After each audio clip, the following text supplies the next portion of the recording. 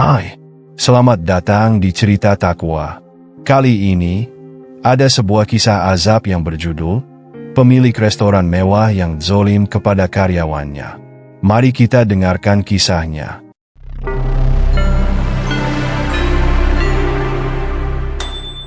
Cerita Takwa.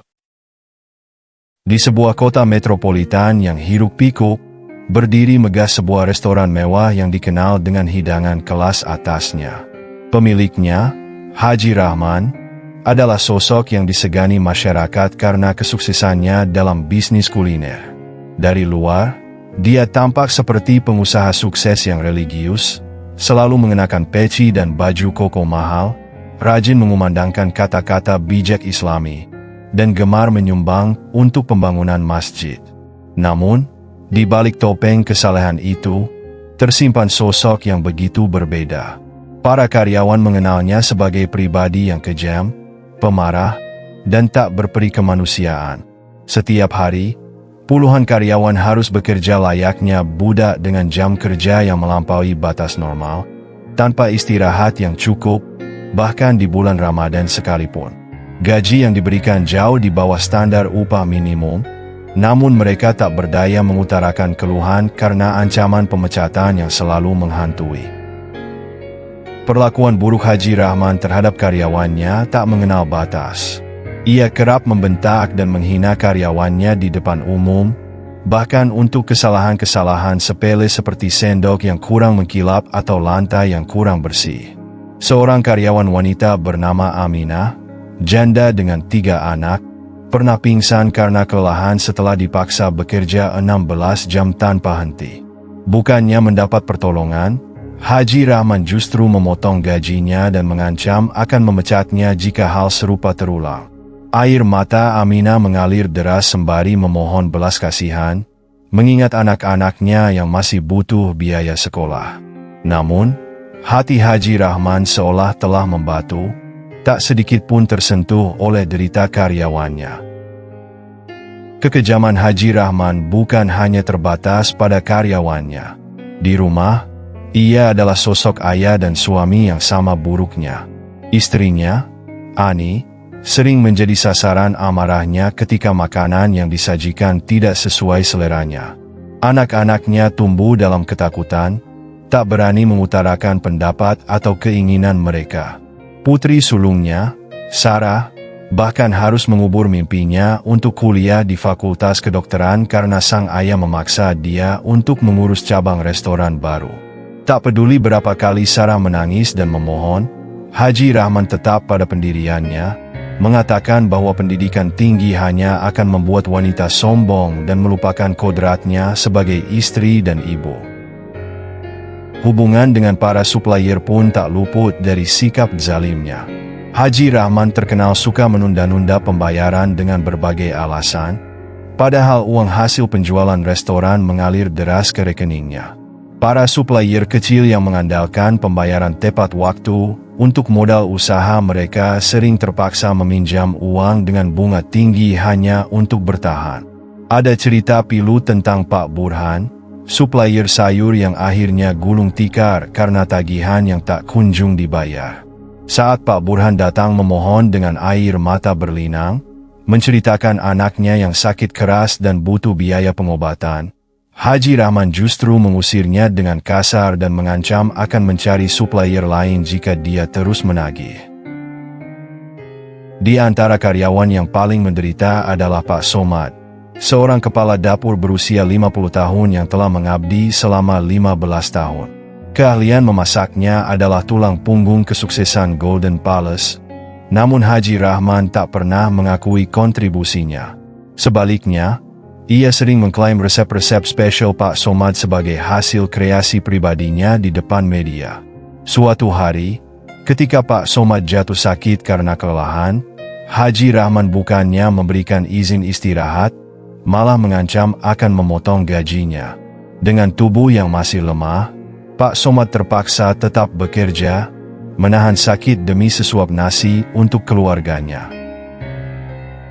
Kezaliman Haji Rahman juga tercermin dalam caranya memperlakukan para pelanggan dari kalangan menengah ke bawah. Meski restorannya terbuka untuk umum, ia sering memerintahkan karyawannya untuk menolak atau memberikan pelayanan buruk kepada pelanggan yang berpenampilan sederhana. Ada kisah menyedihkan tentang sebuah keluarga yang menabung berbulan-bulan untuk merayakan ulang tahun anak mereka di Golden Palace, namun diperlakukan seperti warga kelas 2, ditempatkan di sudut gelap restoran dan dilayani dengan setengah hati. Air mata sang anak yang kecewa melihat pesta ulang tahunnya yang berantakan tak sedikit pun menggugah nurani Haji Rahman. Bahkan dalam urusan ibadah, kemunafikan Haji Rahman tampak jelas. Ia rajin membangun musola di setiap cabang restorannya, namun karyawan nyaris tak pernah bisa menggunakannya karena jadwal kerja yang sangat ketat. Saat bulan Ramadan, ia mengumumkan program buka puasa gratis untuk anak yatim. Namun di balik layar, biaya program tersebut dipotong dari bonus lebaran karyawan. Para karyawan muslim dipaksa bekerja saat waktu sholat, dengan ancaman pemotongan gaji jika ketahuan menunaikan sholat saat jam kerja. Munafik yang berbalut kesalehan, itulah julukan yang diam-diam disematkan karyawan padanya. Kisah paling memilukan adalah tentang Zainal, seorang office boy muda yang dipecat karena ketahuan mengambil sisa makanan yang seharusnya dibuang untuk dibawa pulang kepada ibunya yang sakit. Padahal setiap hari, tumpukan makanan sisa dari restoran dibuang begitu saja. Namun Haji Rahman lebih memilih membuangnya daripada membagikannya kepada karyawan yang membutuhkan. Zainal berlutut memohon maaf dan kesempatan kedua, menjelaskan kondisi ibunya yang sedang terbaring sakit tanpa mampu membeli makanan bergizi. Namun Haji Rahman tetap tak bergeming. Ia bahkan mengancam akan melaporkan Zainal ke polisi atas tuduhan pencurian jika berani muncul lagi di restoran. Sikap buruk Haji Rahman terhadap keluarganya semakin memburuk seiring waktu. Istrinya, Ani, yang dulunya adalah wanita ceria dan penuh semangat, kini berubah menjadi sosok pendiam dan pemurung. Tekanan mental yang dia terima hampir setiap hari membuatnya sering jatuh sakit. Namun Haji Rahman tak pernah peduli. Bahkan ketika Ani didiagnosis menderita depresi berat oleh dokter, Haji Rahman menganggapnya hanya sebagai alasan untuk mendapatkan perhatian. Dia melarang Ani untuk melanjutkan terapi dan memaksanya untuk tetap mengurus rumah tangga seperti biasa. Puncak kekejaman Haji Rahman terjadi saat anak bungsunya, Ahmad, mengalami kecelakaan motor dalam perjalanan mengantarkan pesanan catering. Bukannya merasa bersalah karena memaksa anaknya bekerja di luar jam sekolah, Haji Rahman justru memarahi Ahmad yang terbaring di rumah sakit. Dia mengeluhkan kerugian akibat pesanan yang gagal diantar dan biaya perbaikan motor, tanpa sedikit pun mengkhawatirkan kondisi anaknya. Para tetangga yang menjenguk hanya bisa menggelengkan kepala melihat ketidakpedulian seorang ayah terhadap darah dagingnya sendiri. Suatu hari, sebuah kejadian menggemparkan terjadi di Golden Palace. Seorang pelanggan menemukan serangga dalam makanannya dan meminta pertanggungjawaban. Alih-alih meminta maaf dan menyelesaikan masalah dengan baik, Haji Rahman justru menuduh karyawan dapurnya sengaja memasukkan serangga tersebut untuk menjatuhkan reputasinya. Tanpa bukti, dia memecat 5 karyawan dapur sekaligus, termasuk Pak Somad yang sudah mengabdi belasan tahun. Tindakan semena-mena ini memicu protes dari karyawan lain. Namun Haji Rahman mengancam akan menutup restoran dan membuat mereka semua kehilangan pekerjaan jika berani membangkang. Kesewenang-wenangan Haji Rahman terhadap para karyawannya mencapai titik ekstrim ketika dia memaksa mereka bekerja di tengah wabah penyakit yang melanda kota. Sementara restoran lain tutup demi keselamatan karyawan, Golden Palace tetap buka dengan protokol kesehatan seadanya. Beberapa karyawan yang jatuh sakit dipaksa tetap masuk kerja, mengabaikan risiko penularan kepada pelanggan. Ketika seorang karyawan senior meninggal karena terpapar virus, Haji Rahman bahkan menolak memberikan santunan kepada keluarganya, beralasan bahwa kematian tersebut bukan tanggung jawab perusahaan. Hubungan Haji Rahman dengan anak-anaknya semakin memburuk seiring waktu. Sarah, yang dipaksa mengurus cabang restoran, mengalami depresi berat karena tekanan pekerjaan dan sikap kasar ayahnya. Ahmad, si bungsu, tumbuh menjadi remaja pemberontak yang sering bolos sekolah, melampiaskan kekecewaan atas figur ayah yang tak pernah memberikan kasih sayang. Ani hanya bisa menangis dalam diam melihat keluarganya berantakan, sementara Haji Rahman tetap sibuk mengejar keuntungan materi tanpa peduli kehancuran moral dalam keluarganya sendiri. Di tengah kesuksesannya yang semakin menanjak, Haji Rahman semakin kehilangan rasa kemanusiaannya. Dia mulai terlibat dalam praktik-praktik bisnis haram, seperti penggelapan pajak dan penyuapan pejabat untuk melancarkan bisnisnya. Ketika seorang auditor menemukan kejanggalan dalam pembukuan restorannya, Haji Rahman tidak segan-segan menggunakan cara-cara kotor untuk membungkam orang tersebut.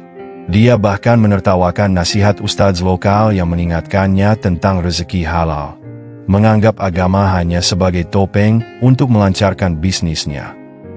Namun, takdir Allah tak dapat dihindari. Di tengah kesombongan dan kezalimannya, Haji Rahman mulai merasakan gejala-gejala kesehatan yang mengkhawatirkan. Dokter mendiagnosis dia mengidap penyakit jantung serius dan menyarankan untuk mengurangi aktivitas kerja.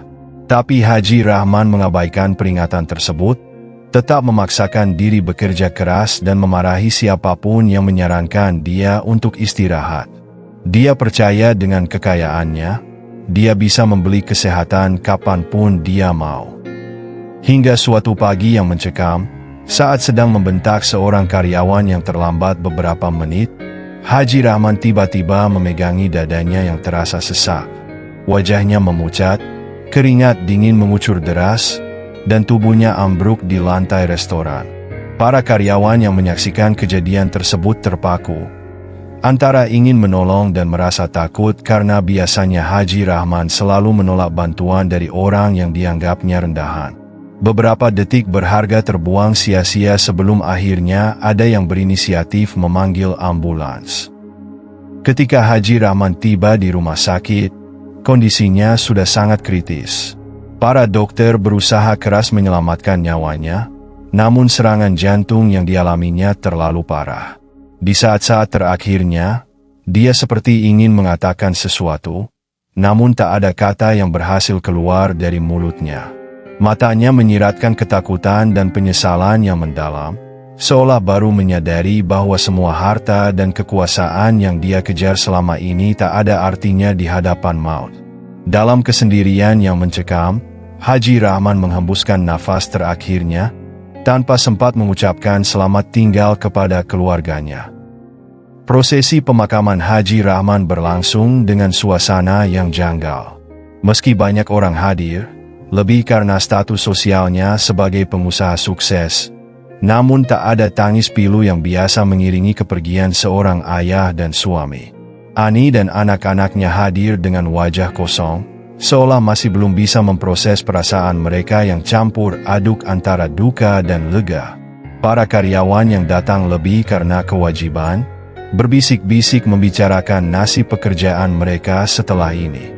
Bahkan langit pun seolah ikut berduka, menurunkan hujan lebat yang membuat prosesi pemakaman berlangsung dalam suasana yang semakin muram. Kejadian aneh mulai terjadi ketika jenazah Haji Rahman diturunkan ke liang lahat.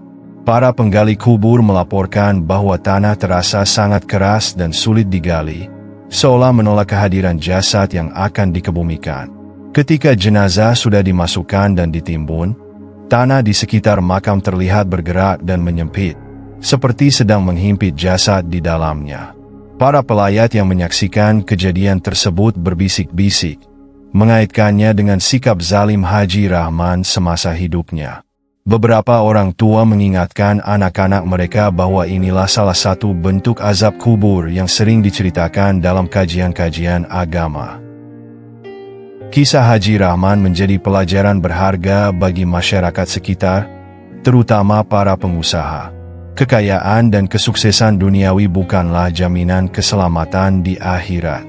Setelah kematiannya, mulai terkuak berbagai kisah pilu tentang kezalimannya yang selama ini tersembunyi. Para karyawan yang dulu ketakutan mulai berani bersuara, menceritakan penderitaan mereka di bawah kepemimpinannya yang kejam. Ani dan anak-anaknya memutuskan untuk mengelola restoran dengan cara yang berbeda, memperbaiki sistem kerja dan memberi kesejahteraan yang layak bagi karyawan. Mereka berharap dengan berbuat baik, dapat mengurangi beban dosa sang ayah di alam kubur. Kisah ini menjadi pengingat bahwa setiap perbuatan zalim akan mendapat balasannya, jika tidak di dunia maka di akhirat kelak.